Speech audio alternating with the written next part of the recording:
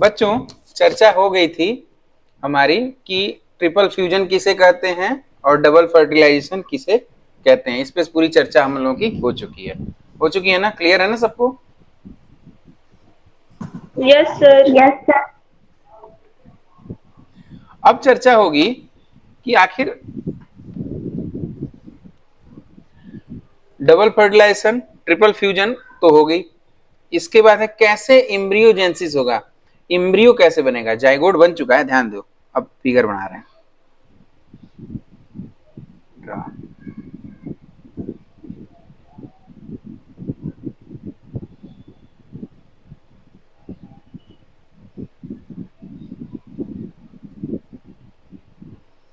देखो बच्चों, अब बनाने जा रहे हैं कि क्या क्या बन चुका है, वर्तमान स्थिति क्या है हमारे एम्ब्रियो सैक के अंदर।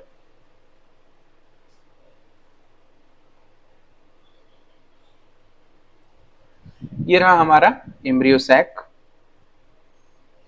इसके थोड़े बाहर क्या बनेगा, याद आ रहा है आप लोगों को? इसके बाहर एक और होता है, वो क्या कहते हैं उसे? न्यूसेलस। वेरी गुड बेटा, वेरी गुड। लगभग सभी लोगों को ये पता होगा ना, लगभग सभी लोगों को ये पता था। Yes sir. Yes sir. Yes sir.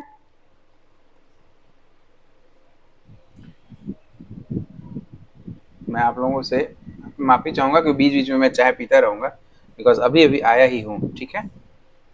तो डोंट आस्क फॉर टी, क्योंकि ऑनलाइन चाय नहीं मिलती। एनीवे, चलिए बच्चों, अब ये एम्ब्रियो सैक के अंदर क्या होगा, ध्यान दीजिए। इस एम्ब्रियो सैक के अंदर क्या होगा, ये क्या दिखाई दे रहा है बच्चों, बता दे जाओ फटाफट। एक्सेल। अब एक नहीं कैसे, एक्सेल। अब एक कैसे कह सकते हैं एक बेटा, अब यह होगा जाइगोट। समझ में आ रही बात? अब क्या होगा ये, जाइगोट होगा। Yes sir. क्या होगा ये, जाइगोट। Yes sir. यहाँ पर अब क्या बन चुका है, इंडोस्पर्म बन चुका है, इंडोस्पर्म बन चुका है, इंडोस्पर्म, इंडोस्पर्म बनाया जा चुका था ना बच्चों? क्या इतनी साइलेंट क्यों हो गया, नहीं समझ में आया, फिर से बनाए? नो सर, आगे समझ में। बाकी लोगों को मैं पूछ रहा हूँ, मधुर तुम्हें समझ में आ गया, बाकी लोग कहाँ कहाँ है, समझ में आ रहा है? ये जाइगोट था, ऊपर क्या बन यस गया था? सर। तीन प्रकार का हमने कुछ बनाया था। कितने प्रकार के थे? फ्री से फ्री न्यूक्लियर, सेलुलर और हेलोबियल। क्या थे ये? एंडोस्पर्म ही तो थे बेटा, ठीक है? इस पे हेलो समझ में नहीं आ रहा यस ना, सर। हेलो कलर समझ में नहीं आ रहा है ना? Yes sir.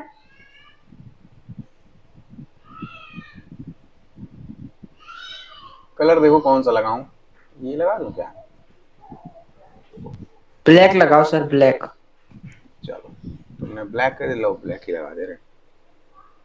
पहली बार ऐसा होगा जब एंडोस्पर्म काले रंग का होगा।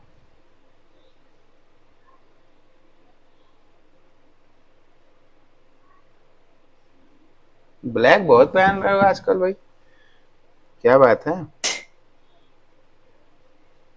तो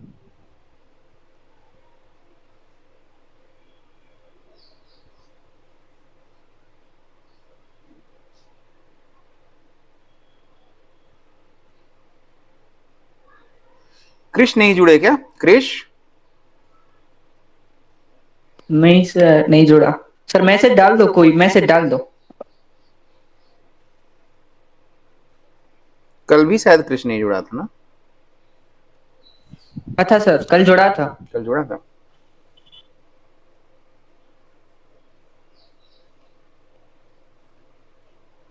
बच्चों दिखाई दे रहा है स्ट्रक्चर पूरा कैसे बन रहा है? Yes sir. Yes sir. अब देखो ये क्या चीज है, ये जो ब्लैक कलर बना है क्या है? Indo sperm. क्या चीज है? इंडो स्पर्म है। एक फुल फ्लेश तो तुम लोग बना लो। अब इसके बाद बच्चों बाहर की तरफ क्या बना लेते हैं, देखो।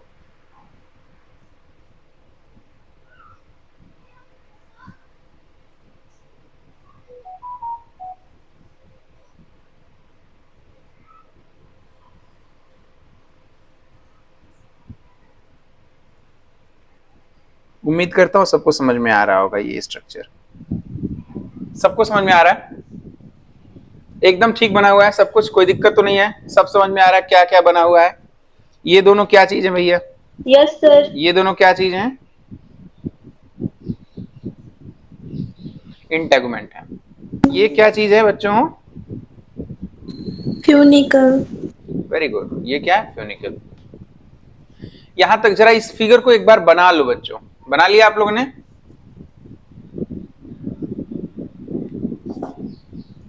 बना लो।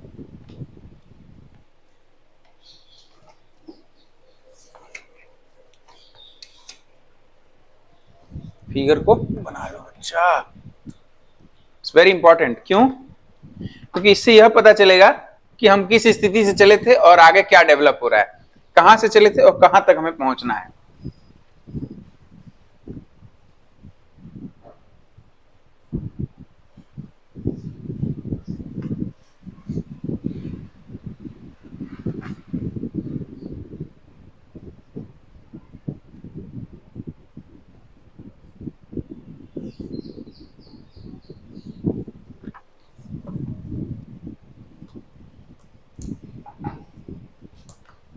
बना लो। बन गया सबका?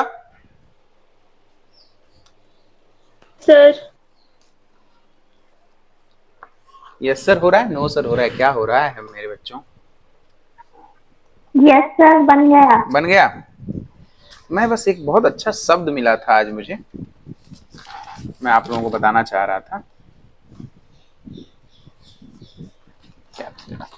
आज मैं एक जगह पढ़ रहा था किताब, तो उसमें एक टर्म मिला था ऐसे बना करके, मैं आप लोगों को बताऊंगा कैसे, इसीलिए अलग से लिख करके लाया हूं ताकि छूटे नहीं। बच्चों पहले तो ये जान लो, इंडोस्पर्म, इंडोस्पर्म सभी आवर्तबीजी पौधों में पाया जाता है। इंडोस्पर्म सभी आवर्तबीजी पौधों में पाया जाता है। ठीक है, लिखते जाएं हम लोग।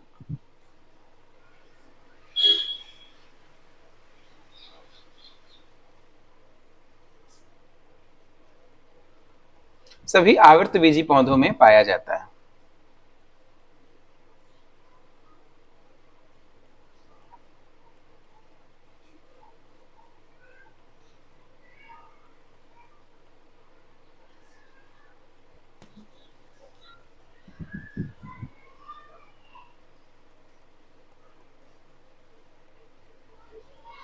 केवल 3 ऐसी फैमिलीज हैं बच्चों जिसमें आवर्तबीजी तो है वो फैमिलीज प्लांट की, लेकिन उसमें नहीं पाया जाएगा, उसमें नहीं पाया जाएगा। 3 ऐसी फैमिलीज हैं जो आवर्तबीजी तो है परंतु उनमें नहीं पाया जाएगा।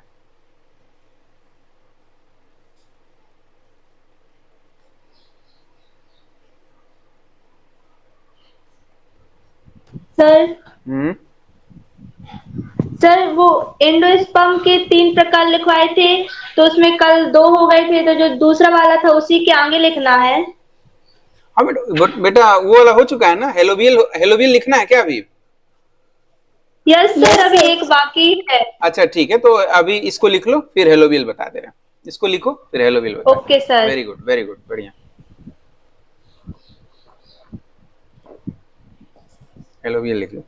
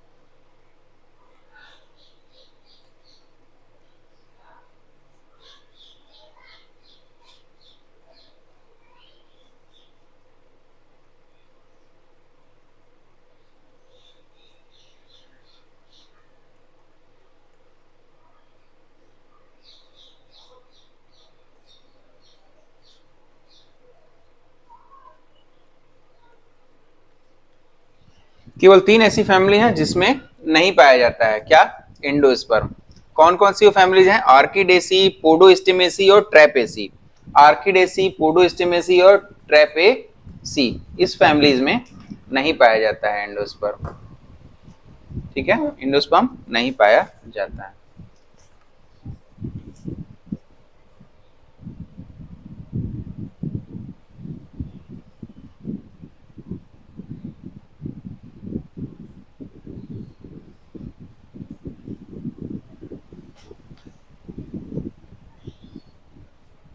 लिख लिया? No yes sir, sir. एक। अच्छा 1 मिनट रुक जाए, हो गया कि चले? सर 1 मिनट रुक जाइए। ओ आराम से कर लो बिटिया, जल्दी करो लेकिन।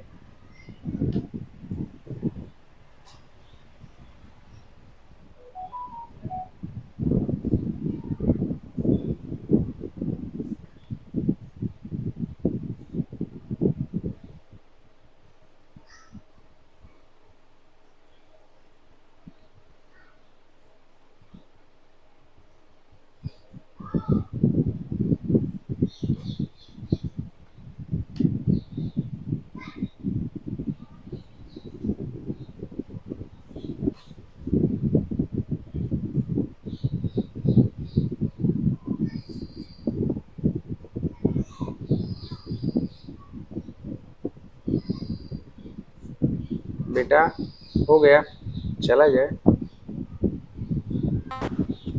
Yes sir. सभी लोगों ने कर लिया है, कंप्लीट कर लिया, आगे बढ़ें। Yes sir. अच्छा, यस सर। हम लोग एक हेलोबियल एंडोस्पर्म बचा हुआ है, कोई बात नहीं, यहाँ हेडिंग डाल के उसे लिख लेते हैं, फिर यहीं से कैरी ऑन कर लेंगे ट्रेपेसी के आगे से।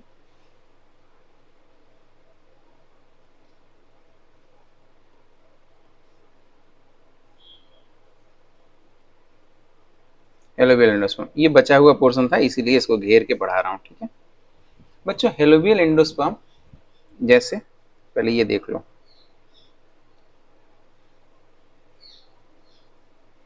इसका क्या नाम लिख देंगे आप, प्राइमरी, प्राइमरी एंडोस्पर्म न्यूक्लियस लिख दें। क्या लिख देते हैं इसे,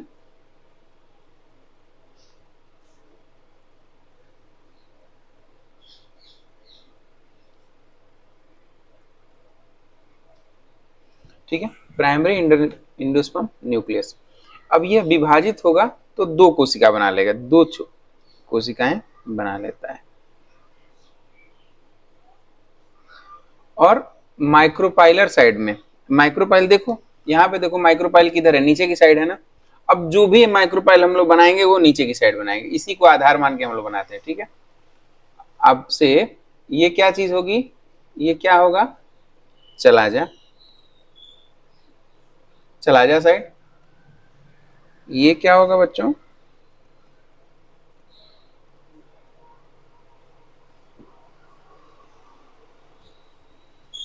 आवाज आ रही है ना सबको? Yes sir. Yes sir. तो हम नीचे की तरफ अब क्या मान ले रहे हैं, micropylar side.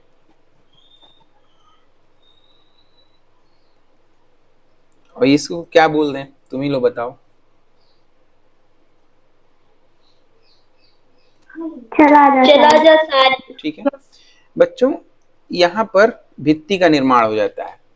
Helobial type of endosperm एक इंटरमीडिएट टाइप ऑफ एंडोस्पर्म है। इट मींस ये जो है फ्री न्यूक्लियर एंडोस्पर्म तथा सेलुलर एंडोस्पर्म के बीच का हिस्सा है।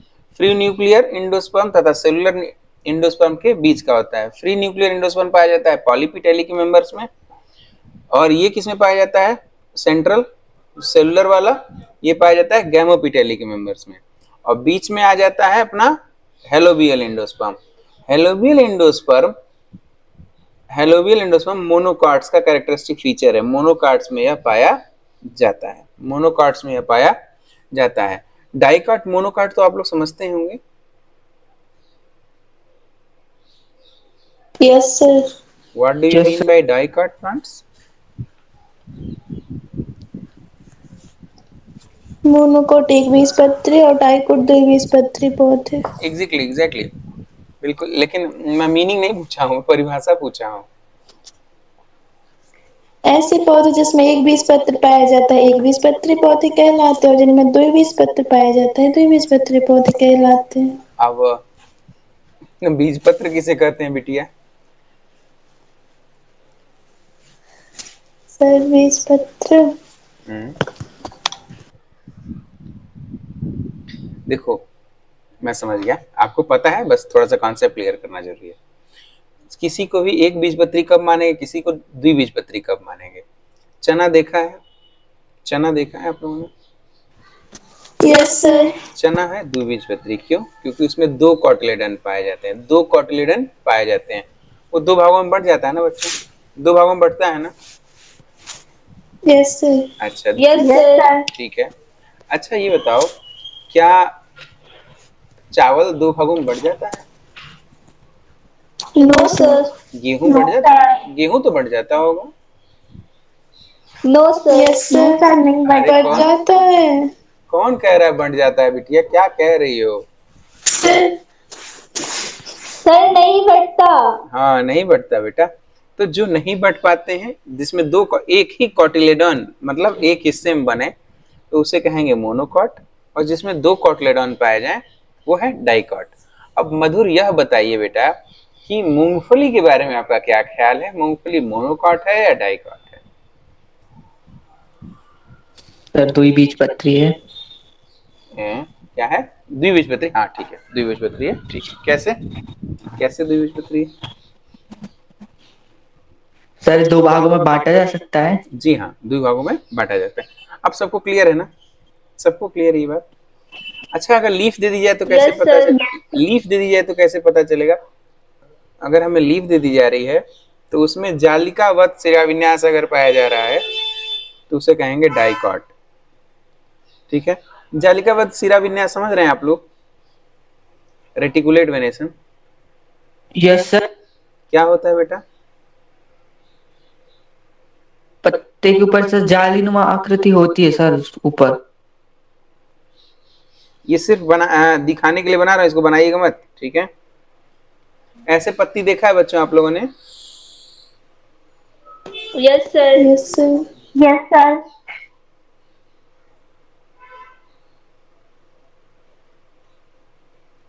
ये वेन्स से बन जाता है, वेन्स। ये इसकी क्या है? वेन्स हैं। ये मिड वेन है और ये सब वेनलेट्स हैं। जाली जैसा बन गया है ये, ऐसा देख रहे हो, जाली जैसा दिख रहा है। Yes sir. इसी को कहते हैं जालिकावत शिराविन्यास। लेकिन केला का पौधा देखा है आप लोगों ने? केले का, यस सर Yes, देखा है। sir. केले में ऐसा पाया जाता है, केले में कैसा पाया जाता है बताओ? अगर हम केला बना दें,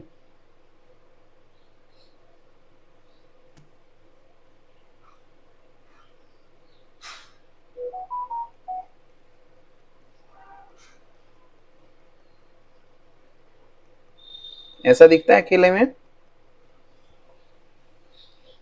केले का Yes, पत्ता sir. ऐसे ही दिखता है ना? तो इसमें कैसा है? Parallel venation. ये क्या है? Parallel venation. पैरेलल वेनेसन, इसका मतलब होगा समानांतर शिराविन्यास। और जिन पौधों में समानांतर शिराविन्यास पाया जाता है वह होते हैं मोनोकॉट, वो होते हैं मोनोकॉट। और जिन पौधों की पत्तियों में जालिकाबद्ध शिराविन्यास पाया जाता है वो होते हैं डाइकॉट प्लांट। एक स्माइलेक्स नामक पौधा है जिसमें जालिकावत शिराविन्यास पाया जाता है, परंतु है वो मोनोकॉट, वो एक्सेप्शनल केस है। तुम लोग तो बस ये याद रखना, अगर दो कॉटिलेडोन पाए गए तो डाइकॉट, एक पाया गया तो मोनोकॉट। जालिकावत शिराविन्यास पाया गया तो क्या होगा पत्ती में? डाइकोट। Dicot, very good. और जिसमें पैरेलल शिराविन्यास पाया जाए वो क्या हो जाएगा? मोनोकॉट। ठीक है मोनोकोट। बेटा, मोनोकोट। अब इसे मैं मिटा दे रहा हूँ, ठीक है, क्योंकि अब ये समझा चुका हूं मैं आप लोगों को।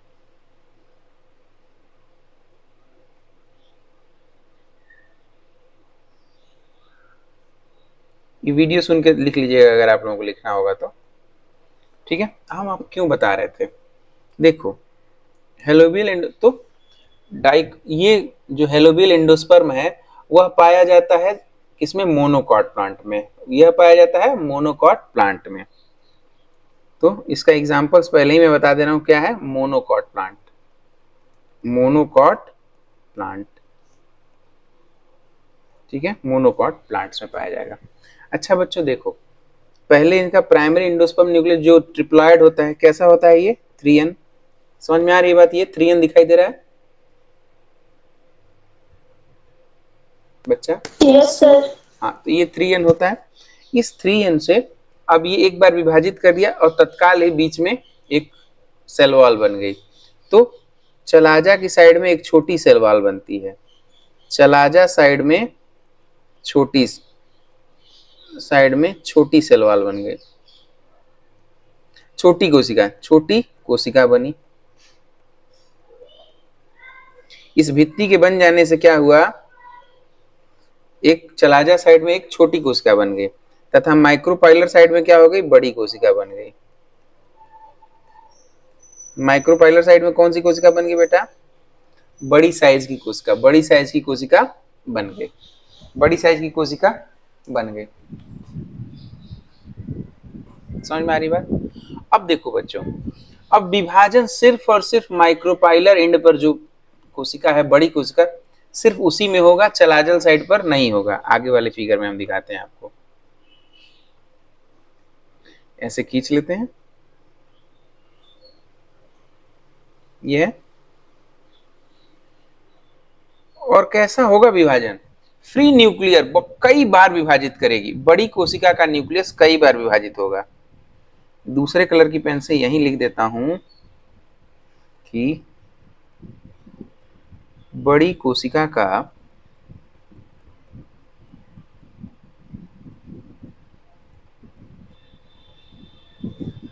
न्यूक्लियस कई बार विभाजित होगा।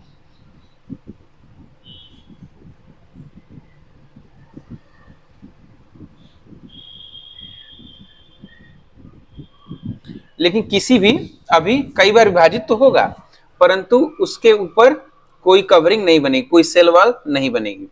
फिलहाल उसके ऊपर कोई सेल वॉल नहीं बनेगी, ठीक है।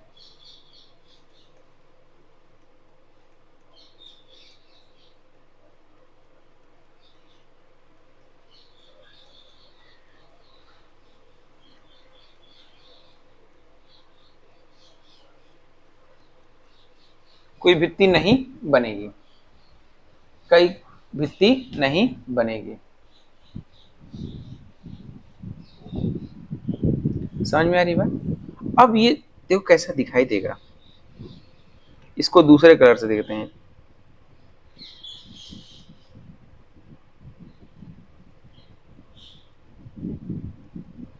बहुत सारी कोशिकाएं बन गई बच्चों। ये देखिए, इसको कहते हैं free nuclear division, free nuclear division.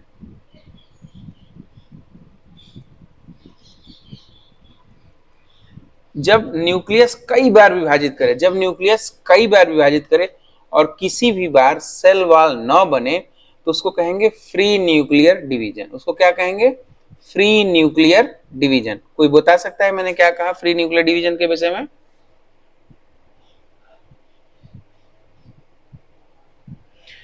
बच्चों नहीं समझ में आया? जब न्यूक्लियस कई बार विभाजित करे, परंतु हर विभाजन के बाद, किसी भी विभाजन के बाद कोई भी कोशिका भित्ति न बने उनके ऊपर, तो उसे कहेंगे free nuclear division, free nuclear division. अब बता सकता है कोई? Yes sir. बताओ। ऐसा न्यूक्लियर जो कई बार विभाजित हो, कई बार डिवीजन करे, लेकिन उसके ऊपर कोशिका भित्ति का निर्माण नहीं होता, तो उसे हम फ्री न्यूक्लियर डिवीजन कहते हैं। वेरी गुड बेटा, समझ में आ गया? बाकी सभी लोगों को समझ में आ गया? Yes sir. Yes sir. अब ये जितने भी न्यूक्लियस हैं बेटा, सब पेरिफेरी की तरफ यानी परिधि की तरफ शिफ्ट हो जाएंगे, सब परिधि की तरफ शिफ्ट हो जाएंगे। आओ बनाते हैं। ये छोटा वाला चलाजा साइड में चुपचाप पड़ा रहेगा, ये बड़ा वाला परिधि की तरफ शिफ्ट हो गए। सारे न्यूक्लियस कहाँ शिफ्ट हो गए? परिधि की तरफ। परिधि की तरफ।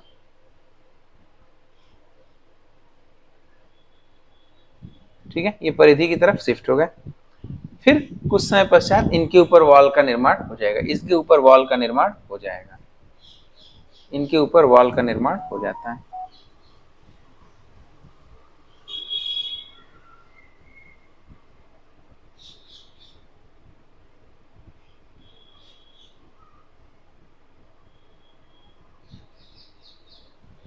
इनके ऊपर वॉल का निर्माण हो जाता है। ठीक है, समझ में आ गई बात? तो ये जो चलाजल साइड वाला है, यस सर। ये जो चलाजल साइड का ये वाला है बेटा, बाद में यह माइक्रोपाइलर साइड वाले भाग से इतना दब जाता है कि दब के ये क्रश हो जाता है। लिख लो, चैलेजल साइड की कोशिका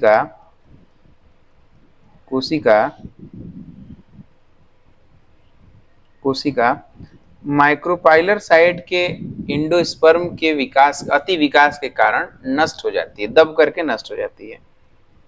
माइक्रोपाइलर साइड के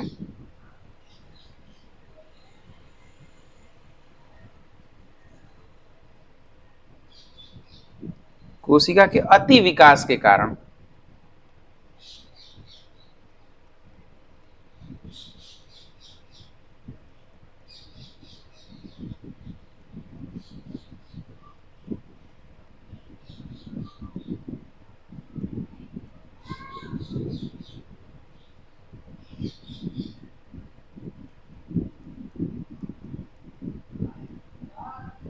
दबकर नष्ट हो जाती है।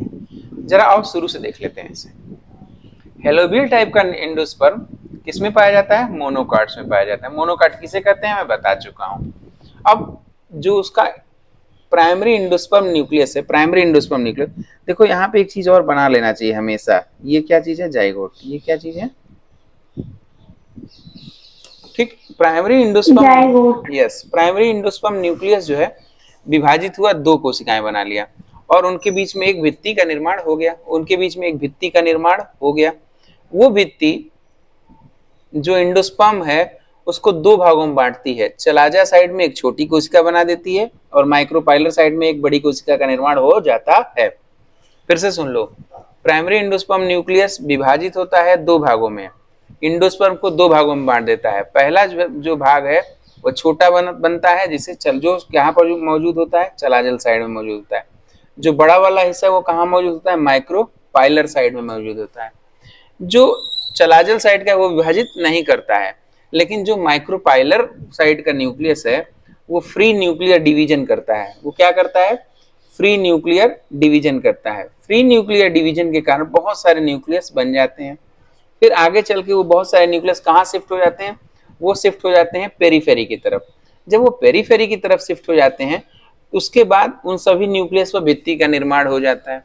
इतनी ज्यादा वृद्धि हो जाती है माइक्रोपाइलर साइड की कोशिका में कि उसकी वजन से चैलेजल साइड की कोशिका दब करके नष्ट हो जाती है। और ये जो एंडोस्पर्म बनता है इसे कहते हैं helobial type of endosperm. Helobial type of endosperm, ठीक है, हेलोबियल टाइप ऑफ एंडोस्पर्म लिख लो। इस प्रकार के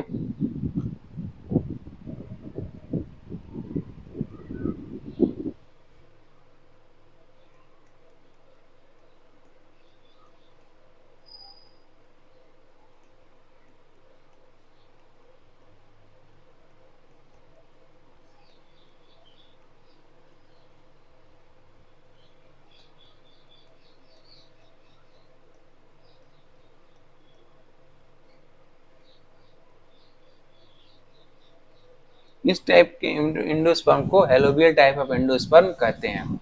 लिख लिया? आगे चलें। Yes sir. Yes sir. चलो,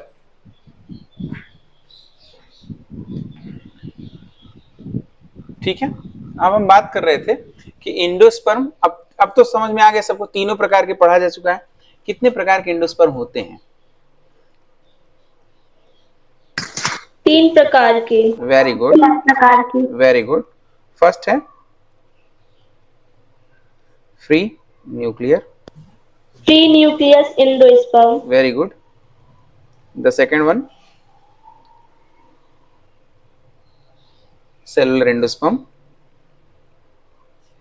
and the third one is halobial. Halovial endosperm. Halobial endosperm. ठीक है। अब हेलो फ्री फ्री न्यूक्लियर किस में पाया जाता है? तो ये पाया जाता है पॉलीपिटेली के मेंबर्स में। सेलुलर किस में पाया जाता है? गैमोपिटेली के मेंबर्स में। और हेलोबियल किस में पाया जाएगा बच्चों? हेलोबियल पाया जाता है Monocot plant में. मोनोकॉट्स प्लांट में। वेरी गुड, मोनोकॉट प्लांट में, मोनोकॉट प्लांट में। ठीक, आइए बात करते हैं कि इंडोस्पर्म आवृतबीजी पौधों में, सभी आवृतबीजी पौधों में पाया जाता है, केवल 3 फैमिलीज में नहीं पाया जाता है, ऑर्किडेसी, पोडोस्टेमेसी और ट्रैपेसी। ऑर्किडेसी, पोडोस्टेमेसी और ट्रैपेसी। ठीक है, याद हो गया, लिख लिया सभी लोगों ने? अब हेडिंग डालिए। Yes sir. अब हेडिंग डालिए एम्ब्रियोजेनेसिस। देखो हमने क्या पढ़ लिया है, यहाँ देखो हमने पढ़ लिया है कि कैसे इंडोस्पर्म का विकास होता है। हमने पढ़ लिया कैसे इंडोस्पर्म का विकास होता है, कैसे प्राइमरी इंडोस्पर्म न्यूक्लियस जो है ट्रिप्लॉइड जो होता है उससे कैसे कैसे 3 प्रकार के इंडोस्पर्म बनाए जा सकते हैं, फ्री सेलुलर, सेलुलर और हेलोबियल। लेकिन अभी हमें जाइगोट से क्या बनाना है? जाइगोट से हमें एम्ब्रियो बनाना है। ध्यान दे रहे हैं? जाइगोट से हमें एम्ब्रियो, फिर एम्ब्रियो से हमें सीड बनाना है। क्लियर है? आइए अब ये हरे वाले इसका देखते हैं, इसका कैसे कैसे इसका विकास होता है। ठीक है, इसके विकास को हम लोग पढ़ेंगे एम्ब्रियोजेनेसिस के अंदर।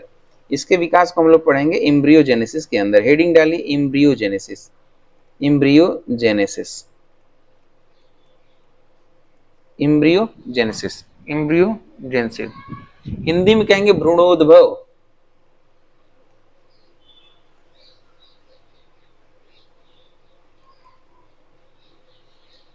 हिंदी में कहेंगे भ्रूणोद्भव। भ्रूण के उद्भव को कहते हैं भ्रूणोद्भव।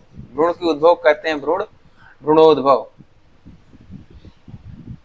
बच्चों जो एम्ब्रियोजेनेसिस है, सबसे पहले हैंस्टीन नामक वैज्ञानिक ने कैप्सेला नामक पौधे पर देखा था। लिख लो। अच्छा हाँ, ये इंडोस हेलोबियल वाला आप लोगों ने लिख लिया है ना? समझ में आ गया है? लिख लिया है? कुछ छूटा तो नहीं है हेलोबियल में आप लोगों का? Yes sir. क्लियर है ना सबको? No sir, नहीं छूटा. हेलोबियल क्लियर है ना? Yes sir. ठीक है, अब एम्ब्रियोजेनेसिस की चर्चा हम लोग करेंगे।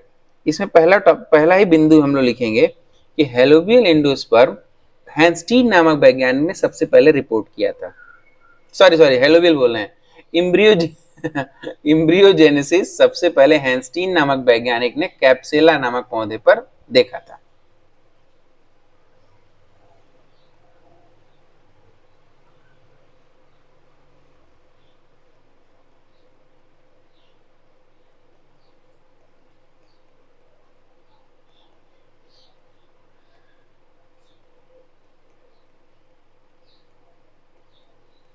सबसे पहले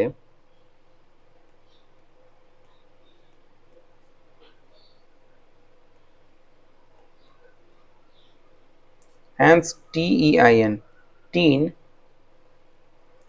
नामक वैज्ञानिक ने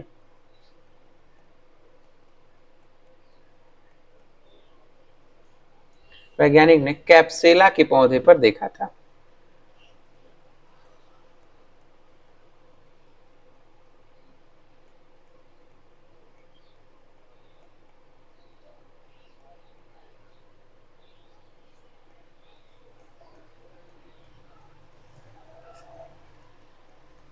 कैप्सेला पौधे पर देखा था। कैप्सेला पौधे पर देखा था। हो गया है सबका? आगे चलें। Yes sir. अब आइए कुछ फिगर ड्रा करते हैं, आप लोगों को अच्छा लगेगा। देखो अभी हम लोगों ने जाइगोट को ब्लैक कलर से बनाया है ना? ठीक है, इसको हम ब्लैक कलर से ही बनाएंगे, याद दिलाइएगा अगर हम भूल जाए तो।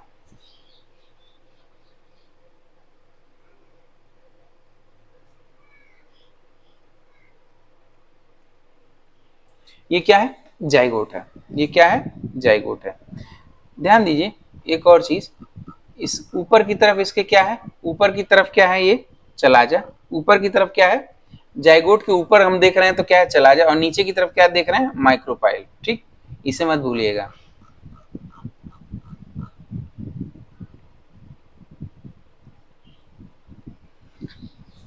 जो चलाजा की साइड है वहां पर ये दो भागों में बटेगा, जाइगोट क्या होगा, डिवाइड होगा माइटोटिक।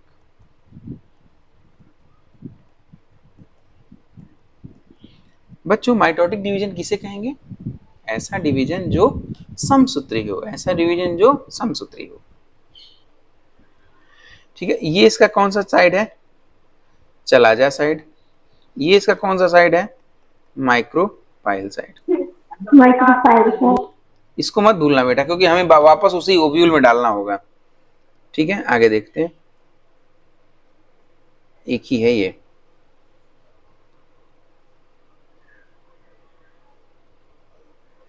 बच्चों चलाजा साइड में छोटी कोशिका बनेगी, चलाजा साइड में छोटी कोशिका बन जाएगी, और ये देखो माइक्रोपाइलर साइड में क्या होगी, बड़ी कोशिका बन जाएगी, बड़ी कोशिका बनेगी। ठीक है। तो जो छोटी साइज की कोशिका है बच्चों, इसको कहा जाएगा एपिकल सेल। इसे कहा नहीं, छोटी साइज की कोशिका है उसको बोलेंगे टर्मिनल सेल या एपिकल सेल। टर्मिनल सेल या एपिकल सेल, यहां देखो, इसको बोलेंगे स्मॉल, स्मॉल का मतलब छोटी, टर्मिनल, टर्मिनल ऑब्लिक लगा देंगे, या का मतलब होता है इसका ऑब्लिक, एपिकल सेल। और ये नीचे वाला क्या होगा आपके समझ से, लार्ज, क्या होगा ये, लार्ज, और ये कौन सा है, basal, large basal cell, large basal cell. ठीक है, जाइगोट दो भागों में विभाजित हुआ, जाइगोट दो भागों में विभाजित हुआ, क्या बनाया, जाइगोट दो विभाजित हो गए, क्या बनाया,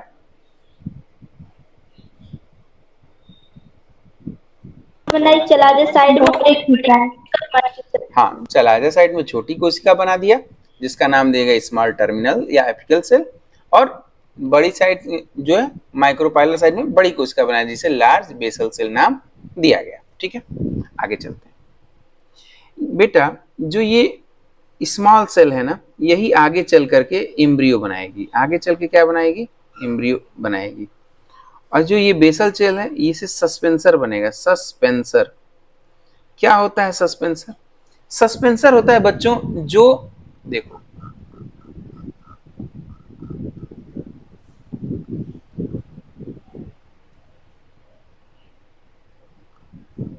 देखो बच्चों, ये जो सस्पेंसर है इस जाइगोट को अंदर की तरफ, जो एम्ब्रियो है ना, ये पूरा जो ब्लैक कलर का एंडोस्पर्म दिखाई दे रहा है बच्चों, धीरे धीरे मान लो पास वाला खाता जाएगा, जाइगोट के पास जो खाना है उसे वो खाता जाएगा, तो खाना उससे दूर होता जाएगा ना। ध्यान दो, अगर पास का खाना जाइगोट खा लेगा, यहाँ वाले पास का खाना अगर जाइगोट खा लेगा तो बाकी के खाने उससे क्या होते जाएंगे, दूर होते जाएंगे, बाकी खाने क्या होंगे, उससे दूर होते जाएंगे। तो कोई ऐसा मशीन चाहिए था, नेचर ने बनाया कि जो उसको एम्ब्रियो को ढकेलते रहे अंदर की तरफ, ताकि वो लगातार खाने के संपर्क में बना रहे, ताकि वह लगातार खाने के संपर्क में बना रहे। बात समझ में आ रही है हमारी? Yes sir. मैं फिर से बता रहा हूं, देखो चलाजा साइड में स्मॉल सेल बनी हुई है, चलाजा साइड में स्मॉल सेल बनी है, माइक्रोपाइलर साइड में लार्ज सेल। लार्ज सेल क्या बनाएगा, suspensor. Suspensor is just like a lift, या पुश करने वाला। कैसे कैसे बताएं, क्या पुश करने वाला होता है, जो धक्का देगा, पिस्टन, जस्ट लाइक अ पिस्टन, धक्का देता है जो लार्ज सेल है। देखो ध्यान से, लार्ज सेल कहां पे है, माइक्रोपाइलर साइड में, लार्ज सेल कहां पे है, माइक्रोपाइलर साइड में है यहाँ पे। वो क्या बना रहा है, सस्पेंसर। अब यहाँ माइक्रोपाइलर साइड में चल के देखो, देखो माइक्रोपाइलर है, यहाँ दिख रहा है ना बच्चों, ये माइक्रोपाइलर साइड दिख रहा है, इसके पीछे ये बन रहा है क्या, यहाँ से सस्पेंसर। तो जब जैसे जैसे ये आगे बढ़ेगा, ये छोटी सेल जो बाद में एम्ब्रियो बनानी, ये बड़ी सेल है, ये सस्पेंसर है, ये धक्का दे रहा है, ये धक्का दे रहा है, ये धक्का दे रहा है, तो ये लगातार एंडोस्पर्म में अंदर की तरफ एम्ब्रियो क्या हो रहा है, घुसते जा रहा है, लगातार एंडोस्पर्म में अंदर की तरफ घुसते चला जा रहा है। इसके घुसने से फायदा क्या है, इसके घुसने से फायदा यह है कि यह इंडोस्पर्म के लगातार संपर्क में बना रहता है, इंडोस्पर्म के लगातार संपर्क में बना रहता है। एकदम क्लियर हुआ कि नहीं हुआ अभी? Yes sir. सभी बच्चों यहाँ जितने बच्चे उपस्थित हैं सभी को क्लियर हुआ कि नहीं हुआ? नहीं तो मैं फिर से बताऊंगा। यस सर, क्लियर है। ठीक, स्मॉल टर्मिनल सेल या एपिकल सेल एम्ब्रियो बनेगा। अब ये क्या करेगा, सस्पेंसर उसको ढकेल के इंडोस्पर्म के लगातार संपर्क में बनाए रहेगा। अब देखते हैं कैसे विभाजन होता है, कैसे विभाजन होता है बच्चों।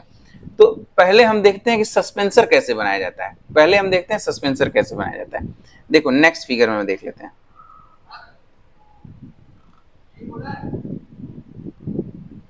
देखो बच्चों,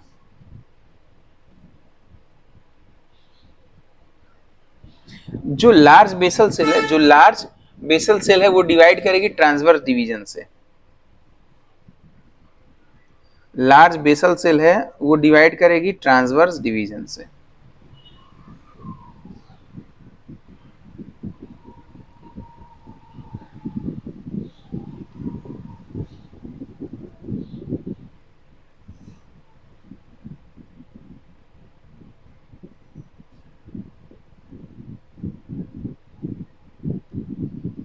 large basal cell divide by transverse division. Transverse मतलब अनुप्रस्थ काट, अनुप्रस्थ काट, अनुप्रस्थ काट। ऐसे कटेगा तो अनुदैर्ध्य काट, लॉन्गिट्यूडनल ट्रांसवर्स। ठीक है, क्लियर है सबको? आप लोगों को मैं आप लोगों को मैं दिखाई दे रहा हूं? Yes sir. Yes sir. चलो, तो अगर ऐसे कट गया तो क्या होगा, अनुप्रस्थ काट। ऐसे कटेगा तो अनुदैर्ध्य काट, लॉन्गिट्यूडनल ट्रांसवर्स। ठीक है, अब आप लोग किसी को अच्छे से धमकी भी दे सकते हो कि मैं ट्रांसवर्स सेक्शन काट दूंगी तुम्हारा। ठीक है, देना नहीं है, केवल मजाक के लिए समझाया था, सीरियस नहीं ले लेना इसको बेटा। चलो आओ, अब ये तो बनाया ट्रांसवर्स डिवीजन, और ये क्या बनाएंगे अपने, छोटी वाली कोशिका एक बना के रख देते हैं। छोटी वाली जो एम्ब्रियो बनाने वाली कोशिका है, स्मॉल टर्मिनल सेल, उसको मैं अब रेड कलर से बना दे रहा हूं। रेड या ग्रीन, किससे बना दूं? लो ग्रीन से बना देता हूं। ग्रीन से बनाओ सर।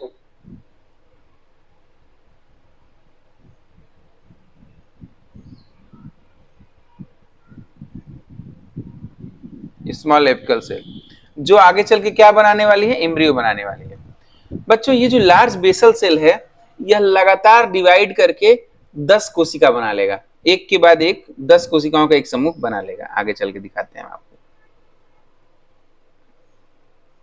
1 2 3 4 5, लगभग 6 से 10 बनाता है, 6 से 10 बनाता है, हम 10 मान के चल रहे हैं। 3 4 5 6 7 8 9 और 10। ठीक है, 10। तो एक कोशिका उसकी किससे टच है, एक कोशिका उसकी न्यूसेलस से, माइक्रोपाइल साइड में जो न्यूसेलस है उससे टच है।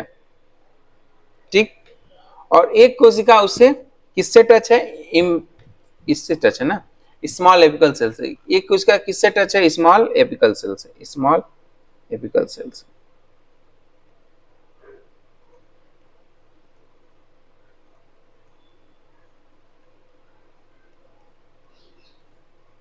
और ये क्या बना देगा, लगभग 6 से 10, 6 to 10 सेल्स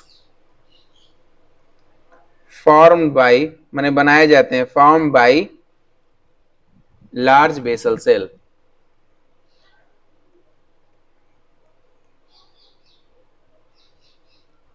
ये क्यों इतना ज्यादा बना है, क्योंकि इसको तो धक्का देना है, स्मॉल सेल को धक्का देकर के अंदर एंडोस्पर्म में टच बनाए रखना है।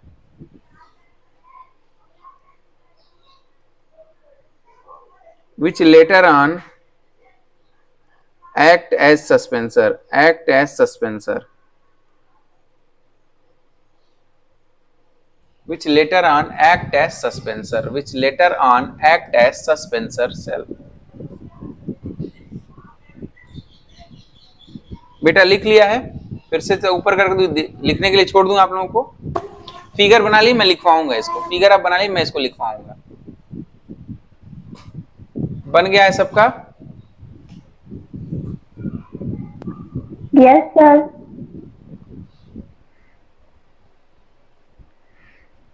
ये वाली कोशिका भी बन गई है। ये जो स्मॉल एपिकल सेल है, फिर सस्पेंसर सेल 10 कोशिकाओं का बना हुआ है, 6 to 10 बना हुआ, सबका बन गया है।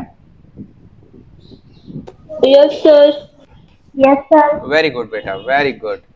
अब बेटा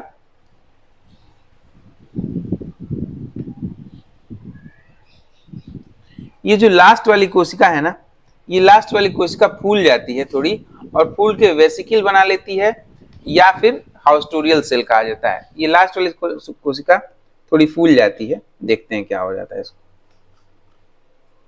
देखो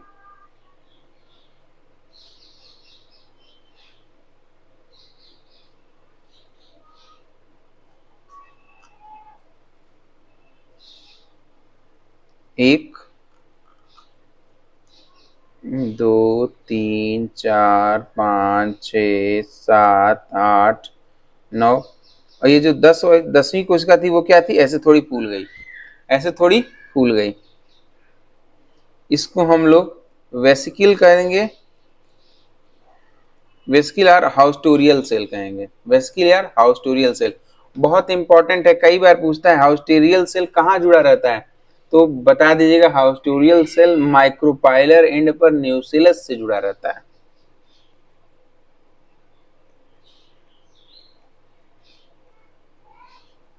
हाउस्टोरियल सेल, हाउस्टोरियल सेल। अच्छा बच्चों, एक चीज ये देखो, ये छोटी वाली कोशिका है ना, small apical cell. Small apical cell से क्या बनने वाला है, स्मॉल एपिकल सेल से क्या बनने वाला है, एम्ब्रियो बनने वाला है, ठीक है। स्मॉल एपिकल सेल से क्या बनने वाला है, एम्ब्रियो बनने वाला है।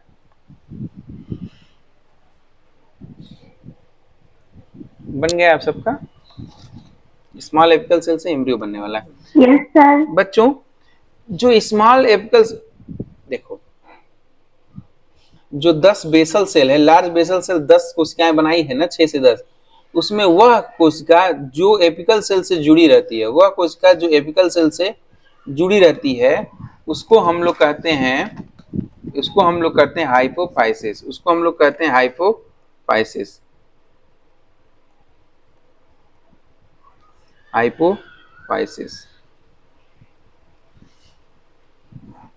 वह कोशिका जो एम्ब्रियो से, जो एपिकल सेल से जुड़ी रहती है, उसे हम कहेंगे हाइपोफाइसिस।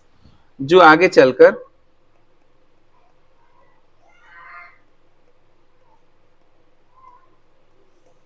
एम्ब्रियो का रेडिकल बनाएगी, और रेडिकल आगे चल के क्या बनाएगा, रूट बनाएगा, primary root.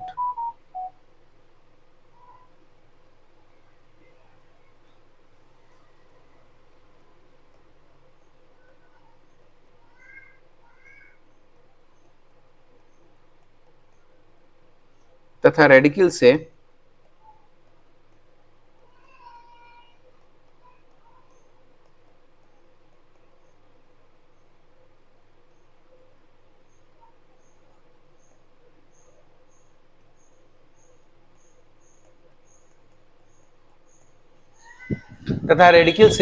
Primary root develop होगा।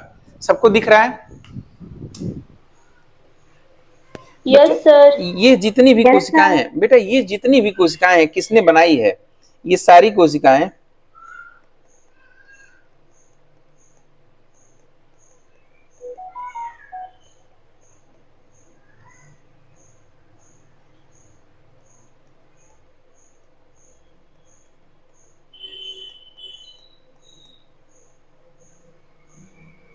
लार्ज बेसल सेल से डेवलप हुई हैं, लार्ज बेसल सेल से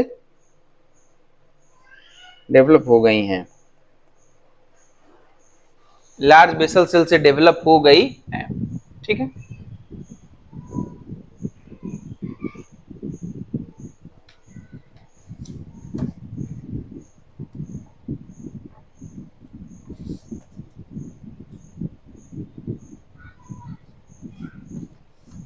हो गया बच्चों? Yes, sir. Yes sir. अब हम दिखा रहे हैं कि ये स्मॉल एपिकल सेल कैसे एम्ब्रियो बनाता है, स्मॉल एपिकल सेल कैसे एम्ब्रियो बनाता है। ग्रीन कलर का ले लिया गया। बच्चों ये जो स्मॉल एपिकल सेल था ये सबसे पहली बार डिवाइड होगा वर्टिकल डिवीजन से, सबसे पहली बार जो डिवाइड होगा वर्टिकल डिवीजन से। लिखना चाहिए हम लोगों को small apical cell firstly divide by vertical cell. मैं पूरा लिखवाऊंगा, अभी केवल समझने के लिए लिखते जाओ। फिगर के साथ जो चीजें लिखी रहती है वो ज्यादा समझ में आती हैं।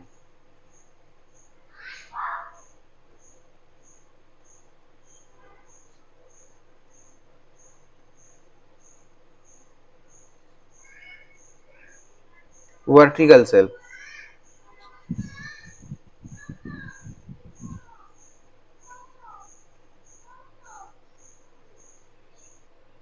Vertical sorry, divide by vertical division.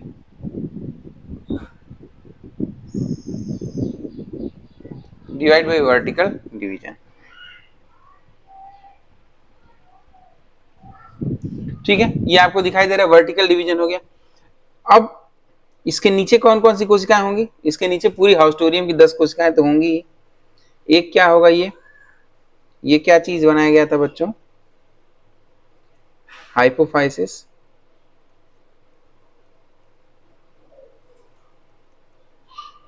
फिर एक कोशिका, अरे सॉरी,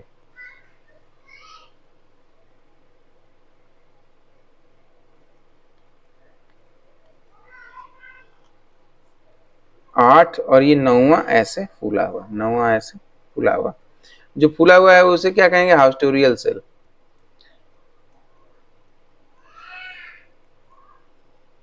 जो फूला हुआ है उसे क्या कहेंगे, हाउस्टोरियल सेल। ठीक है, बन गया बच्चों। Yes, sir. अब ये जो प्राइमरी एपिकल सेल जो वर्टिकल डिवाइड हुआ है, ये भी वर्टिकल डिवाइड हो जाएंगे। अब इनका वर्टिकल क्या होगा, इस दो सेल का मान लो कोई सेल ऐसे डिवाइड हो गई है, ये वर्टिकल डिवाइड है। अब इनका वर्टिकल ऐसे होगा, इनका वर्टिकल ऐसे होगा। इनका वर्टिकल कैसे हो गया था, ऐसे लिख लो, small apical cell, the second division is in small apical cell is also vertical to the first wall। ठीक है, इसको ऐसे हिंदी में ऐसे लिखते हैं कि small apical cell, small apical cell में दूसरी बार विभाजन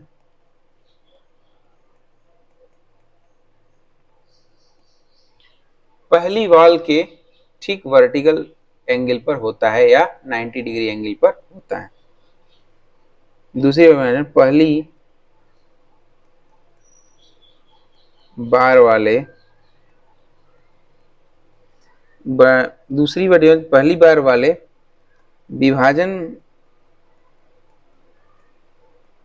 की वॉल पर होता है, विभाजन की वॉल पर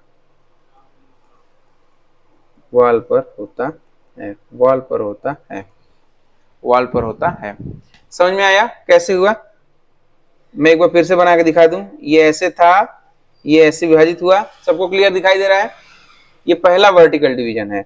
अब और ये जो दूसरा हुआ ये ऐसे हो गया, दूसरा हुआ जो ऐसे हो गया। ठीक है,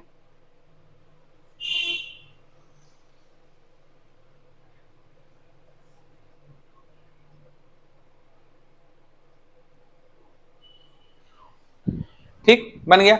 अब इसके ठीक नीचे फिर क्या होगा, वही अपने हाइपोफाइसिस है ना, हाइपोफाइसिस।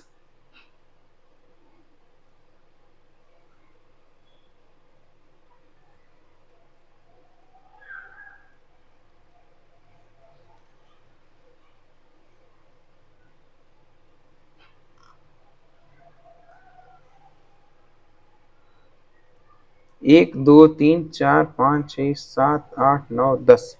ठीक,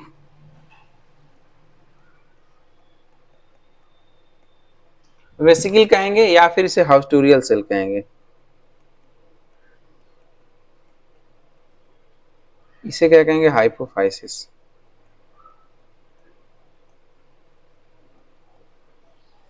बच्चों इसे तो हाइपोफाइसिस कहेंगे। अब ये देखिए इस स्टेज को क्या कहेंगे? इम्ब्रियो की इस अवस्था को कहेंगे क्वाड्रेट स्टेज। क्वाड्रेट का मतलब 4।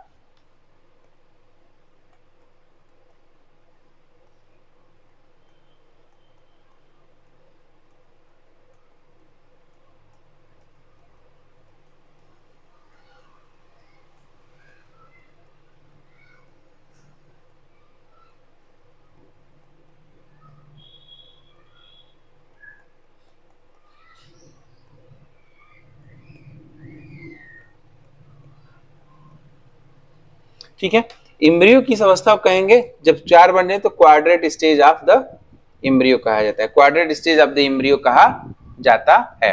ठीक है, समझ में आ गई यहां तक बात? Yes Yes, sir. sir. एक बार मैं समराइज करूं, नहीं तो कंफ्यूज हो जाओगे। फिर से जाइगोट से शुरू करते हैं। जाइगोट 2 भागों में बटा, एक बड़ी एक छोटी। जो बड़ी बनी थी वो किधर बनी थी? चलाजा साइड में। जो छोटी बनी थी वो माइक्रोपाइलर साइड में। जो बड़ी बनी थी उसे स्मॉल टर्मिनल या एपिकल सेल कहा। जो बड़ी बनी थी उसे लार्ज बेसल सेल कहा गया, जो माइक्रोपाइलर साइड में रहती है। वो आगे चल के सस्पेंसर बनाएगी। जो छोटी बनी थी वह टर्मिनल सेल या एपिकल सेल कहा जाता है, जो चलाजा की साइड में थी। क्लियर है? अब जो पहली बार डिवाइड होगा एम्ब्रियो में, सबसे पहली बार लार्ज बेसल सेल डिवाइड होती है और 2 कोशिका बना लेती है। फिर आगे चल के यह लार्ज बेसल सेल कई बार डिवाइड होकर लगभग 6 से 10 कोशिकाएं बनाती है, जिसे हम सस्पेंसर सेल्स बोलते हैं। सस्पेंसर सेल्स बोलते हैं। सस्पेंसर सेल्स बोलते हैं। बच्चों ये तो सस्पेंसर सेल हो गया। अब इन सस्पेंसर सेल में जो माइक्रोपाइलर एंड पे कोशिका रहती है, जो माइक्रोपाइलर एंड पे कोशिका रहती है वो थोड़ी फूल जाती है। उस फूल करके क्या बनाती है? वेसिकल बना देती है। फूल के क्या बनाती है? ये देखिए वेसिकल बन गया है या हाउस्टोरियल सेल बन गया। तथा जो कोशिका जुड़ी रहती है किससे? स्मॉल एपिकल सेल से, जिसे एम्ब्रियो बनाना है, उसे जुड़ी रहती है तो उसे हाइपोफाइसिस कहेंगे। और वही आगे चल के रूट का निर्माण करेगी रेडिकल के द्वारा। अब स्मॉल एपिकल सेल में विभाजन होता है। पहली बार विभाजन होगा वो क्या होगा? वर्टिकल होगा। जो दूसरी बार विभाजन होगा उस वर्टिकल के भी वर्टिकल होगा, वर्टिकल के भी वर्टिकल होगा। इससे बन जाएंगे 4 कोशिकाएं, जिसे बोलेंगे एम्ब्रियो की क्वाड्रेट अवस्था। एम्ब्रियो की क्वाड्रेट अवस्था बोलेंगे। क्लियर है सबको? Yes Yes, sir. sir. आज के लिए बस इतना ही। ठीक, अब इसके आगे कल पढ़ेंगे। किसी को कुछ पूछना है बच्चों?